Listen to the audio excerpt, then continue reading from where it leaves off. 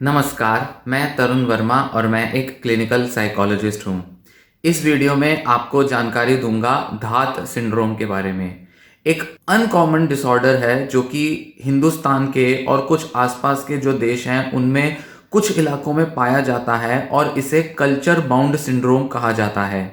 एक ऐसा लक्षण, एक ऐसी एक बीमारी कहा जा सकता है इसको, जो कि कुछ कल्चर्स और कुछ रीजन्स में ही पाया जाता है क्योंकि वहां के लोगों की सोच मान्यता के हिसाब से इस तरह की बीमारी देखी जाती है, पाई जाती है। तो धात सिंड्रोम एक कल्चर बाउंड न्यूरोसिस का सिंड्रोम है जो कि इंडिया में कई इलाकों में पाया जाता है। तो सिंड्रोम होने की वजह से इसमें केवल एक रिएक्शन नहीं होती, कई सारी मल्टीपल रिएक्शंस मिलकर एक कल्चर बाउंड सिंड्रोम बनता है। और क्योंकि ये सिंड्रोम्स जो कि कल्चर बाउंड सिंड्रोम्स हैं, जिसमें से धात भी एक पार्ट है उसका, क्योंकि ये कुछ कल्चर्स पर डिपेंड करते हैं, कुछ अलग थलग हुए, कुछ पर्टिकुलर रीजन्स में ही रिस्ट्रिक्टेड होते हैं, इसलिए उस जगह के, उस कल्चर की, उस एथनिक ग्रुप या जो भी ट्राइब है, जो भी लोग हैं वहां के, उनकी सोच, उनकी मान्यता के हिसाब से ही ये बीमारियां पाई जाती हैं, ये लक्षण पाए जाते हैं। कल्चर बाउंड सिंड्रोम पर यह मेरी पहली वीडियो है और आगे आने वाली कुछ वीडियोस में मैं इस तरह के कुछ सिंड्रोम्स के बारे में बात भी करूंगा। और अगर आपके कुछ ऐसे एक्सपीरियंसेस हैं, कुछ ऐसे आपके आसपास ऐसे कुछ कल्चरल बीमारियां पाई जाती हैं, तो उनके बारे में मुझे कमेंट में जरूर लिखें और मैं जितना भी रिसर्च हो सकेगा उसको करके आपसे डिस्कस जरूर करूंगा, क्योंकि बहुत जरूरी होती हैं ऐसी बीमारियों के बारे में चर्चा करना। हिंदुस्तान में इतनी विविधताएं हैं, इतने सारे अलग अलग रीजन्स, कल्चर्स मौजूद हैं, इतने ट्राइबल एरियाज, छोटे छोटे रीजन्स इतने सारे मौजूद हैं जिनको इवॉल्व होने में सालों लगे हैं, सदियों तक वो इवॉल्व हुए हैं। ऐसे में उनमें कुछ ऐसी मान्यताएं, विचार, सोच बनी रह गई हैं जिनकी वजह से कुछ साइकाइट्रिक सिंड्रोम और सिम्टम्स देखने में आते हैं। कुछ कॉमन जो है वो तो मैं अक्सर आपसे वीडियोस में डिस्कस कर लूंगा, जैसे कि धात, कोरो, कुछ ऐसी बीमारियां होती हैं। पर अगर आपके आसपास कुछ ऐसी प्रॉब्लम्स पाई जाती हैं तो आप मुझे जरूर बताएं, मैं इन पर रिसर्च करके आपसे डिस्कस जरूर करूंगा और इन्हें दूर कैसे किया जाए इसके बारे में भी जरूर बात करूंगा। तो बात करते हैं धात सिंड्रोम के बारे में। धात संस्कृत का एक वर्ड है धातु, उससे इसको लिया गया है, उससे बना है। सुश्रुत संहिता के मुताबिक धातु एक ऐसा एलिमेंट होता है जिससे कि हमारा शरीर मिलकर बनता है, या जो हमारे शरीर का एक कॉन्स्टिट्यूएंट होता है। धात की जो बीमारी है वो वेस्टर्न साइकोलॉजी या वेस्टर्न लिटरेचर में सबसे पहले नरेंद्र विग करके एक वैज्ञानिक थे, उन्होंने इसे डिस्क्राइब किया था। पहली बार इस पर उन्होंने कुछ केसेस और इसके बारे में डिस्क्रिप्शन पब्लिश किया था। तो वेस्टर्न सोसाइटी को, वेस्टर्न साइकोलॉजी को इसके बारे में पहली बार 1960-70 के दशक में पहली बार पता चला। तो नरेंद्र विग ने बताया था कि धात में कुछ साइकोसोमैटिक सिम्टम्स होते हैं, जिसमें कि एक पेशेंट को शरीर में थकान महसूस होती है,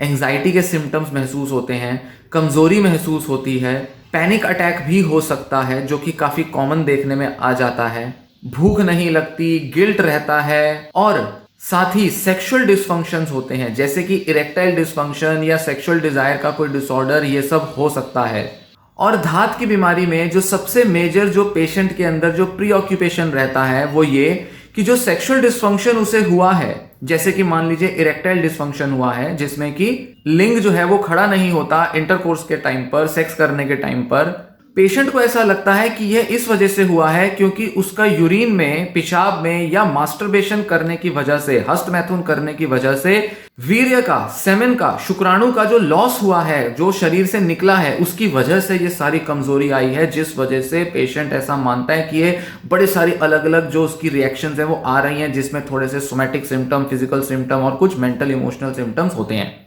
ऐसे जो पेशेंट्स होते हैं वो अक्सर मास्टरबेट भी नहीं करते, सेक्स भी अगर वो ना कर पा रहे हो क्योंकि सेक्सुअल डिसफंक्शन है, तो ऐसे में अक्सर रात में नींद में या जब वो सुबह सोकर उठते हैं तो वो अक्सर पाते हैं कि उनका सीमेन का रिलीज हुआ है, मतलब वो गीला पाते हैं अपने प्राइवेट पार्ट्स को, क्योंकि उसमें सेमेन का सेक्रीशन हो जाता है और इस वजह से भी उनको लगता है कि शरीर में कमजोरी आ रही है। तो मास्टरबेशन हो, यूरिनेशन हो, यूरिन में जैसे उनको लगता है कि उनके सेमेन जो है वो निकल रहा है, उनको झाग जैसी महसूस होती है, व्हाइट व्हाइट कुछ दिखाई देता है, वो बड़े ध्यान से देखते हैं तो ऐसे में उन्हें लगता है कि सेमेन जो है उनका वो उनके पेशाब से भी निकल रहा है। तो इस तरीके का जो सेमेन का जो बहुत ही अननेचुरल वे में जो रिलीज उनको लग रहा है कि हो रहा है, शरीर से निकल रहा है, उसकी वजह से शरीर में आने वाले जो लक्षण है उससे प्री ऑक्यूपाइड हो जाना, इसी को धात सिंड्रोम कहा जाता है। आयुर्वेद में सदियों से, करीब 3-4 हजार साल से वीर्य को, सीमेन को एक बहुत वाइटल पार्ट माना गया है ह्यूमन बॉडी का। ऐसे ही कई सारे धातु जो हमारे शरीर में होते हैं, इनकी कमी के कारण जो बीमारियां होती हैं उसके बारे में चरक संहिता में भी काफी कुछ बताया गया है। जैसे कि एक बीमारी है जिसे कहा जाता है शुक्रमेहा या शुक्रमेह, जिसमें ऐसा देखा जाता है कि यूरिन में, पेशाब में सीमेन जो होता है उसका डिस्चार्ज होता है। ये एक बीमारी आइडेंटिफाई की गई है। इसी तरह से कुछ दूसरे कल्चर्स हैं, कुछ दूसरे देश हैं, वहां भी कुछ ऐसी बीमारियां आइडेंटिफाई हुई हैं। जैसे कि चाइना में शेनक्वेई करके एक बीमारी है, उनकी भाषा में शायद इसे कुछ और प्रोनाउंस करते होंगे, पर शेनक्वेई ऐसे लिखा जाता है। श्रीलंका में प्रमेहा या प्रमेह ऐसी एक बीमारी है। और साउथ ईस्ट एशिया के कुछ दूसरी जगहों पर एक बीमारी है जिर्यान। ये भी सारी शुक्रमेह की ही तरह बीमारियां होती हैं। चाइना में शेंगक्वेई जो बीमारी है उसको अक्सर एक दूसरा कल्चर बाउंड सिंड्रोम होता है जिसे कहते हैं कोरो,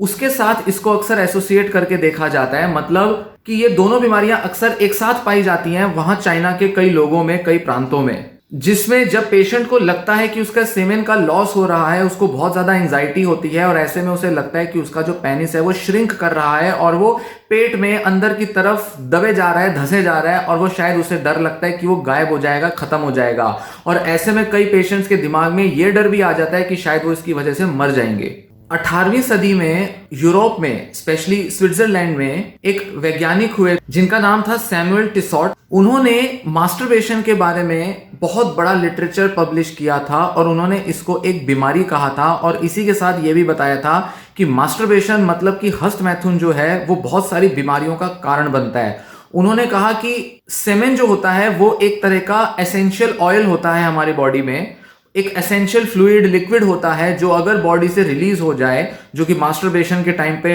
लड़के आदमी लोग अक्सर रिलीज कर देते थे, तो वो कहता था कि इसके रिलीज होने से शरीर में कई तरह की बीमारियां पकड़ सकती हैं, वायरस के इन्फेक्शन हो सकते हैं, लाइफ टाइम के लिए एक इंसान जो है वो हैंडीकैप्ड हो सकता है, उसके दिमाग में सोचने समझने की ताकत, क्षमता खत्म हो सकती है, देखने में भी कमजोरी आ सकती है। ना जाने किस किस तरीके के उसने लक्षण जो थे, वो बड़ी बड़ी गंभीर बीमारियां जो थी वो मास्टरबेशन से लिंक कर दी। और ऐसे में उसने मास्टरबेटरी इनसैनिटी जैसा करके एक बीमारी भी बताई, या इस तरीके की एक कंडीशन डिस्क्राइब की जिसमें कि मास्टरबेशन को एक बहुत गंभीर समस्या के तौर पे उसने दर्शाया। और कई सालों तक लोगों पर इस मेडिकल कॉन्सेप्ट का, क्योंकि टिसॉट बहुत ही पॉपुलर डॉक्टर था, स्विट्जरलैंड का, बहुत माना जाता था, बहुत उसको वैल्यू मिलती थी, बहुत रिस्पेक्टेबल डॉक्टर था, तो उसका इन्फ्लुएंस बहुत बड़ा पड़ा वेस्टर्न सोसाइटी पे। और कई दशकों तक लोग जो थे मास्टरबेट करने से दूर भागते थे, बचते थे। तो इस तरह के मास्टरबेशन, सेमेन के लॉस को लेकर जो भी धारणाएं थी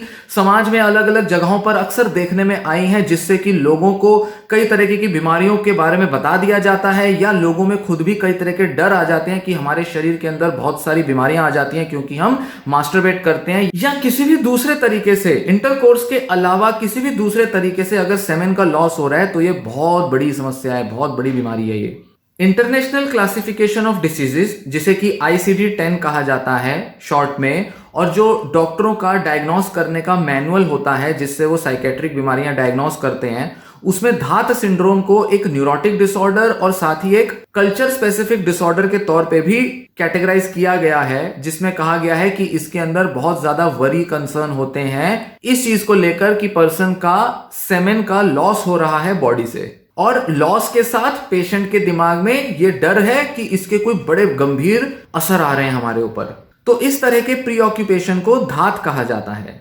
इंडिया, साउथ ईस्ट एशिया, मतलब बर्मा, भूटान, मलेशिया, इंडोनेशिया, इन देशों में, श्रीलंका, नेपाल, बांग्लादेश, पाकिस्तान, इन सब देशों में धात की बीमारी पाई जाती है। बहुत कॉमन नहीं है, पर फिर भी काफी लोग इससे कभी ना कभी अपनी लाइफ में सफर करते ही हैं। अगर इसको सही टाइम पर ठीक ना किया जाए तो जिंदगी भर उनकी सेक्सुअल लाइफ को ये खराब करके रखती है बीमारी। धात सिंड्रोम का कोई ऑर्गेनिक, मतलब ब्रेन में कोई ऐसा बड़ा कारण मौजूद नहीं होता। कोई इसके अंदर केमिकल चेंज आ जाए या कोई न्यूरोट्रांसमीटर्स में बदलाव आ गए, कुछ ऐसा नहीं देखा जाता, ना ब्रेन के स्ट्रक्चर में कोई चेंज आता है, ना किसी तरीके का कोई जेनेटिक डिसऑर्डर या डिसीज है। तो ऑर्गेनिक पैथोलॉजी तो इसकी नहीं होती। जरूरी नहीं जिन लोगों में धात सिंड्रोम हो उन सबको सेक्सुअल डिसफंक्शन हो, पर अक्सर जिन लोगों को लगता है कि उनमें प्री मैच्योर इजैक्यूलेशन या इरेक्टाइल डिसफंक्शन की प्रॉब्लम्स हैं, वो अक्सर धात जैसे सिम्टम्स दिखाते हैं, क्योंकि उनमें सेमेन के लॉस को लेकर प्रीऑक्यूपेशन हो जाता है। इसी के साथ कई लोगों में डिप्रेशन और एंजाइटी डिसऑर्डर के सिम्टम के तौर पे भी धात को देखा जाता है, क्योंकि ये हमारी मान्यताओं से, हमारे बिलीफ्स से, हमारी सोच से जुड़ा है, जो कि हम अपने आसपास के लोगों से, दोस्तों से, न्यूज़पेपर, मैगजीन, यूट्यूब वीडियोस ना जाने कहां कहां से ले लेते हैं। और कई बार तो डॉक्टरों से भी ये बीमारी हमें पकड़ में आ जाती है, मतलब डॉक्टर्स हमें इस बीमारी के लिए काफी वैलिडेट कर देते हैं, हामी भर देते हैं। इस वजह से मन जो है वो प्रीऑक्यूपाइड हो जाता है कि ये कोई सच में कोई बीमारी है, सच में ऐसा कुछ हो रहा है। धिकाव करके एक वैज्ञानिक थे जिन्होंने 30 पेशेंट्स पर रिसर्च करी जिन्हें की धात सिंड्रोम था, और पाया कि उन सबकी जो एवरेज एज थी ऑनसेट की, जब ये बीमारी शुरू हुई, वो 19 वर्ष थी। और ऐसा भी देखा कि ज्यादातर लोगों में एवरेज तौर पे देखा जाए तो 11 महीने तक ये बीमारी बनी रही, किसी में ज्यादा तो किसी में कम देर तक। इन 30 में से 20 पेशेंट्स में डिप्रेशन का डायग्नोसिस उनको मिला हुआ था। 64% ये सारे जो केस थे ये अनमैरिड थे, और 5वीं 7वीं क्लास तक ही ये पढ़े हुए थे, इनकी एजुकेशन कम थी। 30 में से 10 पेशेंट्स में प्री मैच्योर इजैक्यूलेशन की प्रॉब्लम थी, और 30 में से ही 10 लोगों में इरेक्टाइल डिसफंक्शन की समस्या भी थी। तो कोमॉर्बिड मेंटल हेल्थ कंडीशंस थी इनमें धात के अलावा। इसी के साथ भाटिया और मलिक करके 2 वैज्ञानिक थे जिन्होंने 93 पेशेंट्स को स्टडी किया जो कि धात सिंड्रोम से पीड़ित थे, जिसमें उन्होंने पाया कि 71% पेशेंट थे जिन्होंने शरीर में बहुत बड़ी वीकनेस की रिपोर्ट करी। थकान, पैल्पिटेशन, दिल का तेज तेज धड़कता हुआ महसूस होना, ज्यादा हार्ट बीट्स होना, नींद की कमी, इंटरेस्ट में कमी का आना, कंसंट्रेशन में कमी होना, ये भी सिम्टम्स उनमें देखे गए। मतलब ज्यादातर डिप्रेसिव सिम्टम्स थे। और कुछ पेशेंट्स में हेडेक और बॉडी में मसल एक, दर्द की समस्याएं भी पाई गई। इन 93 पेशेंट्स में जो सबसे कॉमन जो दूसरी कोमॉर्बिड कंडीशन थी वो डिप्रेशन ही पाई गई, जो कि 40% पेशेंट जिससे सफर कर रहे थे। इसके बाद एंजाइटी डिसऑर्डर था, जनरलाइज्ड एंजाइटी डिसऑर्डर, जो कि 21% पेशेंट्स में थी। 6% पेशेंट्स में स्कीजो अफेक्टिव डिसऑर्डर था, जो कि एक साइकोटिक डिसऑर्डर होता है। और फोबिया, किसी ना किसी तरह के डर की बीमारी, करीब 2 से 3% लोगों में थी। 19% पेशेंट्स में बहुत ज्यादा सुसाइडल टेंडेंसीज भी थी। तो आप देखिए कि 93 पेशेंट्स में से ये जितने भी अलग अलग जो परसेंटेज बताए, नंबर बताए, कितनी सारी कोमॉर्बिड दूसरी मेंटल हेल्थ की समस्याएं इन सभी लोगों में थी। तो धात कोई अकेले आइसोलेशन में एग्जिस्ट नहीं करता। ज्यादातर लोगों में, कई लोगों में कोई ना कोई दूसरी सेक्सुअल या कोई मूड या कोई दूसरी एंजाइटी रिलेटेड बीमारी होती ही है। कुछ रैंडमाइज्ड कंट्रोल ट्रायल्स जो कि धात सिंड्रोम के बारे में हुए हैं, वो ये बताते हैं कि इसका जो ट्रीटमेंट है, मैनेजमेंट है, उसमें सबसे ज्यादा इफेक्टिव होती है साइको एजुकेशन, काउंसलिंग और सपोर्टिव थेरेपी। साइको एजुकेशन का मतलब है कि पेशेंट को उसकी प्रॉब्लम के बारे में पूरा एक्सप्लेन किया जाए, समझाया जाए, और उसके मन में जो सेक्स को लेकर या उसके अपने सेमेन मास्टरबेशन को लेकर जो मिथ हैं, गलत धारणाएं हैं, उनको दूर किया जाए और उसको समझाया जाए कि कैसे वो अपने इन बिलीव्स, थॉट्स या जो भी उसने अपने जो इधर उधर से जो धारणाएं, विचार लिए हैं, उनकी वजह से वो अपने शरीर को, अपने पेनिस को, सेमेन को इस तरह से देख रहा है, जो कि एक गलत तरीका है। तो उसको करेक्ट करने में साइको एजुकेशन का बहुत रोल है। काउंसलिंग की जाए कि वो कैसे अपने इन प्रॉब्लम से डील कर सकता है, किस तरह से प्रॉब्लम्स उसको हैम्पर कर रही हैं, अफेक्ट कर रही हैं, उसकी डे टू डे फंक्शनिंग को कैसे डिस्टर्ब कर रही हैं, उसके अंदर डिप्रेशन या एंजाइटी को भी बढ़ा रही हैं। और साथ ही सपोर्टिव थेरेपी, क्योंकि डिप्रेशन, एंजाइटी और कुछ दूसरी कंप्लेंट्स भी पर्सन को होंगी, डिसऑर्डर्स होंगे,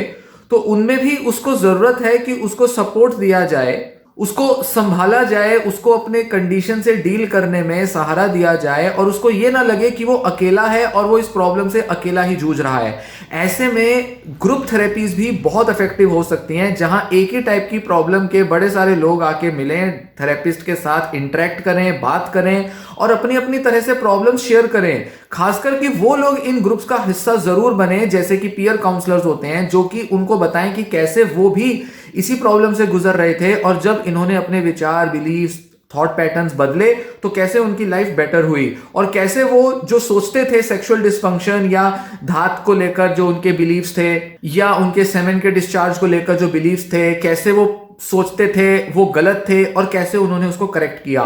तो इसी तरह से जब हम एजुकेशनल मटेरियल के एक्सपोजर में आते हैं, उसको पढ़ते हैं, जानते हैं, सुनते हैं, जैसे कि मैं ये वीडियो में जो आपको बता रहा हूं, इसमें जो आपको जानकारी मिलती है, इस तरीके के सोर्सेज को सुना समझा पढ़ा जाए ताकि हम अपने बिलीव्स करेक्ट कर पाए, क्योंकि यहां सारा मसला सिर्फ कल्चरल बिलीव्स का है। और क्योंकि ये धात किसी और कंडीशन की वजह से हो रही होगी, जैसे कि सेक्सुअल डिस्फंक्शंस की वजह से, डिप्रेशन या किसी और वजह से, तो उनको भी ट्रीट किया जाए और उनको भी काउंसिल किया जाए उस चीज के लिए, और वहां पर एंटी डिप्रेसेंट दवाइयां, एंटी एंजाइटी दवाइयां काम आ सकती हैं। तो ओवरऑल मैनेजमेंट जो होगा वो स्पेसिफिकली धात का मेडिसिन से नहीं होगा, पर धात से जुड़ी हुई मूड इमोशनल प्रॉब्लम्स का मैनेजमेंट तो दवाइयों से हो सकता है, पर धात का स्पेसिफिकली जो मैनेजमेंट होगा, जैसा कि रिसर्च भी बताती है, कई सारे पेशेंट्स पर की गई रिसर्चेस का डेटा यही बताता है कि बिलीव्स में, धारणाओं में चेंज करने से ही धात से मुक्ति मिल सकती है।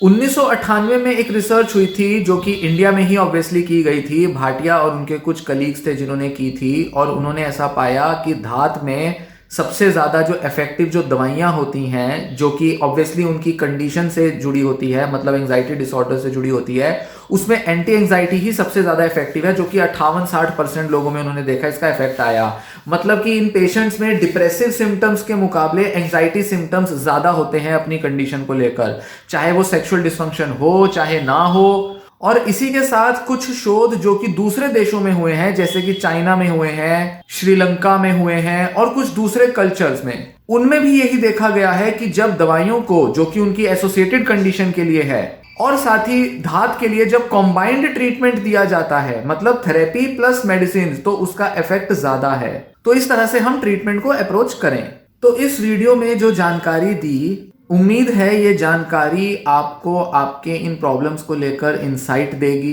और अगर बहुत इंसाइटफुल रही हो ये जानकारी तो मैं समझूंगा कि इस वीडियो को बनाने का मोटिव पूरा हुआ। और ये समझना जरूरी है कि धात या ये जो सेक्सुअल प्रॉब्लम्स हैं, ये हमारे जो ओवर वैल्यूड आइडियाज होते हैं, मतलब सेक्स को लेकर, मास्टरबेशन को लेकर, सेमेन वीर्य को लेकर, जो भी हमने इधर उधर से जो आइडियाज लिए हैं और उनको इतनी ज्यादा इंपॉर्टेंस दे रहे हैं कि हम कह रहे हैं कि सेमेन जो है वो बॉडी का बहुत एसेंशियल पार्ट है, अगर ये लॉस हो गया इसका तो न जाने शरीर में क्या नुकसान हो जाएंगे। ये जो सारी जो धारणाएं भरी पड़ी हैं हमारे अंदर, इनको करेक्ट करना बहुत जरूरी है। बहुत सी गलत धारणाएं यूट्यूब पर तो भरी पड़ी हैं, ऐसी वीडियोस जो कि इस तरीके की आपको कंसेप्शंस देती हैं, आइडियाज देती हैं कि हमारे जो सेमेन होता है वो खून का लॉस कर देता है हमारे अंदर से, हमारे अंदर जो ताकत की कमी हो जाती है, और उसको कोरिलेट करते हैं कि भाई सेमेन के अंदर इतने स्पर्म्स होते हैं और ये जो इसके अंदर जो केमिकल्स होते हैं वो हमारे बॉडी में से, हड्डियों में से, खून में से निकल के बनी होती हैं। ना जाने किस किस तरीके से वो साइंटिफिकली इसको प्रूव करने की, वैलिडेट करने की कोशिश करते हैं कि ये बात सच है कि सेमेन के लॉस से आप कमजोर हो जाओगे, आपको बीमारियां पकड़ लेंगी, या शायद आपका सेक्सुअल डिस्फंक्शन और आपका जो प्रीमैच्योर इजैकुलेशन की जो प्रॉब्लम्स हैं, इरेक्टाइल डिस्फंक्शन है, ये इसी वजह से हुआ है क्योंकि आपका मास्टरबेशन में या नॉक्टर्नल एमिशन में, नाइटफॉल में आपका सेमेन का लॉस हो गया।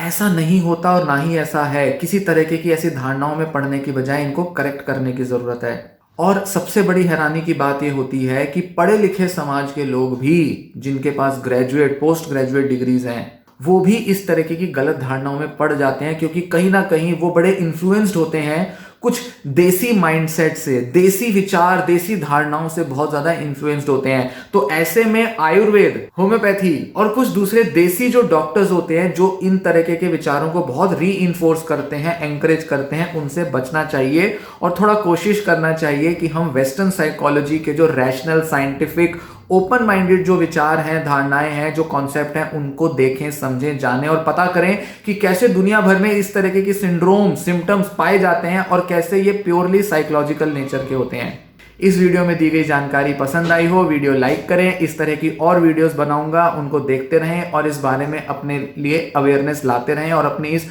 साइकोलॉजिकल प्रॉब्लम से निजात पाते रहें। ये वीडियो मैं यहीं समाप्त करता हूं। धन्यवाद।